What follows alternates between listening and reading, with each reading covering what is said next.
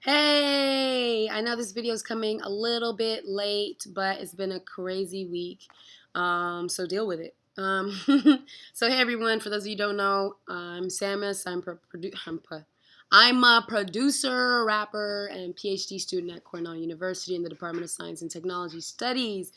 I'm also an assistant residence hall director here at Cornell University in a music-focused residence hall, which is awesome. Great stuff. So, in terms of my kind of weekly updates, let me see if I can do this faster than the last video, which was like 20 minutes, and I'm aiming for like 5. So last week, nothing really happened until like midweek, I would say around Wednesday. So Wednesday, let's see what happened. My advisor came to the class. Oh yeah, I'm teaching a class this semester. My advisor came to that class, and it was a hot mess because the students, I don't know if they didn't do the reading that day or whatever, but it was like pulling teeth. I would ask simple questions, stuff that we had reviewed in class and like that they had answers for before, and they were just looking at me like, so that was really annoying. But my advisor was very good-hearted about it and was like, "Oh, they're a really great group of kids." But I was like, "Nah, that was some bullshit. That was some serious bullshit. The fuck was that?" So I was a little bit heated after that. But then I left. After I left class, I later that day or that evening, I ended up helping a student group. So I advise a student group on through the hall that I'm a residence hall director or an assistant residence hall director at. And they have different programs. So they put together like a music listening party for some new albums that had dropped. So like Justin Bieber's album and Adele. And we ended up listening to some like older stuff like King Crimson. But it was cool. People came to the program, and we got to have a good discussion. And I don't listen to like top 40 at all. So this was probably the only way that I was going to interact with Justin Bieber or Adele. It wasn't enough to make me go out and purchase either project, but it did make me think about the way that sometimes people's like personality or pop stars, their personality or like behavior will precede their music, because I never would have listened to Justin Bieber. He just struck me as like the biggest douchebag of all time. But listening to that track, I was like, oh, this is nice. So it's a nice track. It's melodic. It sounds like, 90% of what else I assume is out there, but it wasn't horrible, and dude can sing.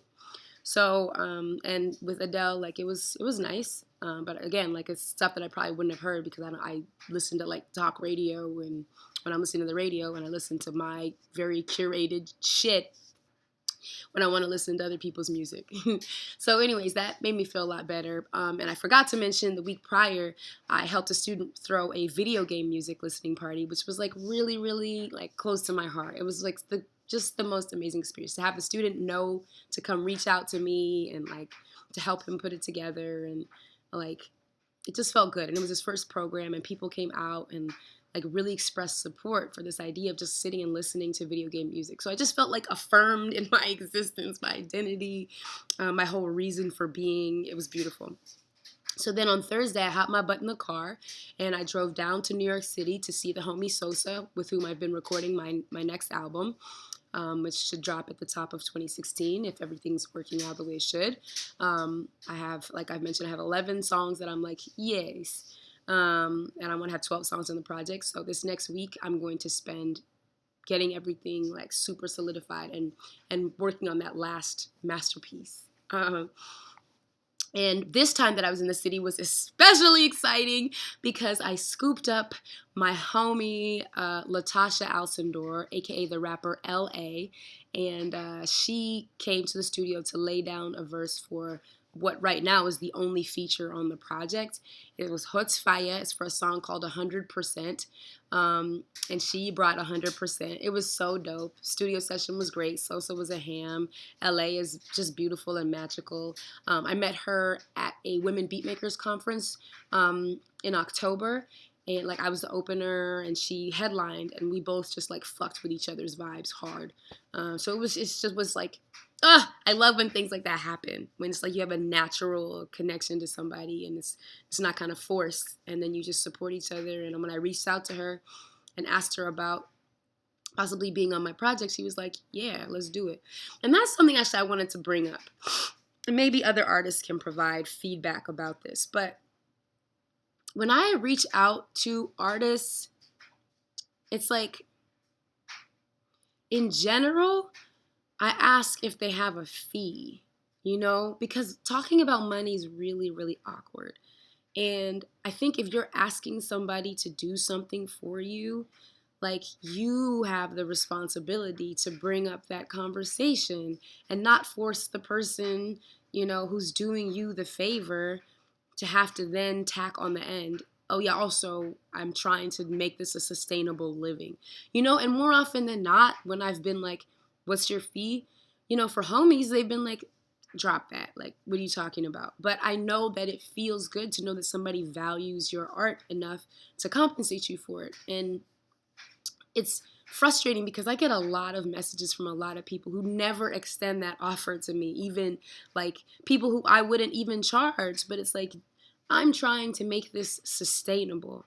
To make this sustainable, other artists, like, you should know it requires capital.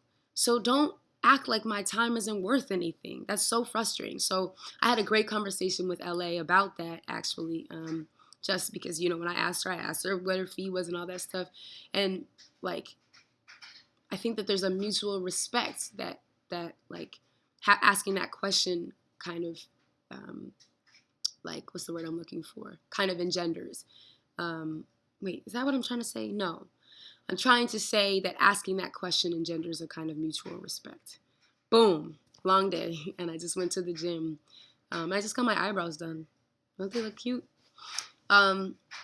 So that was cool. Then Friday, I hopped my butt back in the car, went further down to Washington, D.C. Oh my God, I forgot.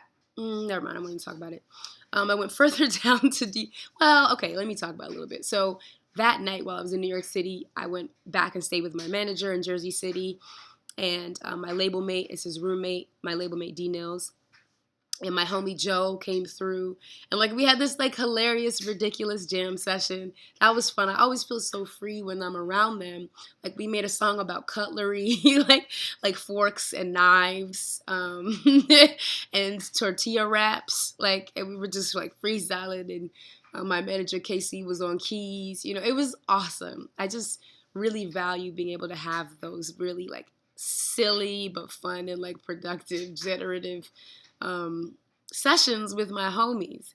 So that was really, really awesome. And then the next day, before I went to DC, I picked up some pants, some hot pants, and they look so good. I'm so happy about that purchase. I just had to throw that in there. And a sweatshirt from the mall. So anyways, then I went down to DC for a kind of retreat. So over the past few months, or maybe weeks, months, I've been chatting with a group of like activists and scholars and artists because we want to develop like a Black youth kind of like artistic camp. This was the idea of one of my friends, and he reached out to me, as a fellow artist. So about 6 or 7 of us have been corresponding over GChat over the past few months or weeks. And this was the first time that we were all in the same place. This was the first time I was meeting a bunch of them. And it was so amazing. The experience was incredible. When I got to DC, it was nothing but love. We stayed in the house of 2 of the organizers. They're a married couple. The house was really nice. Accommodations were great.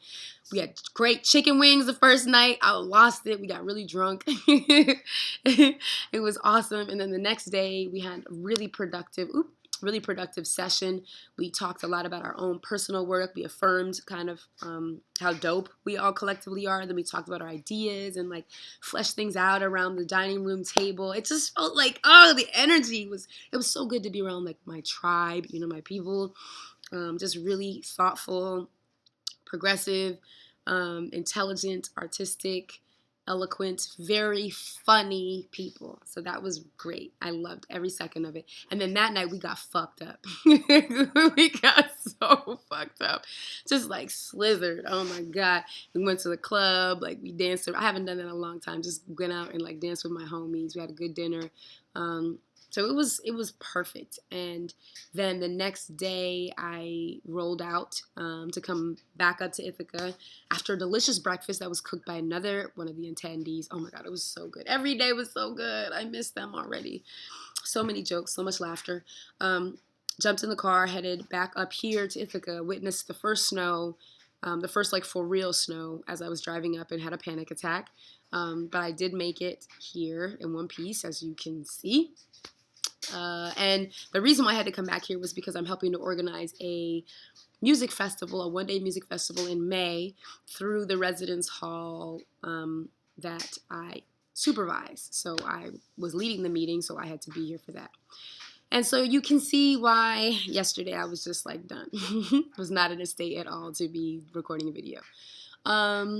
So yeah, I'll have cool updates for you next week.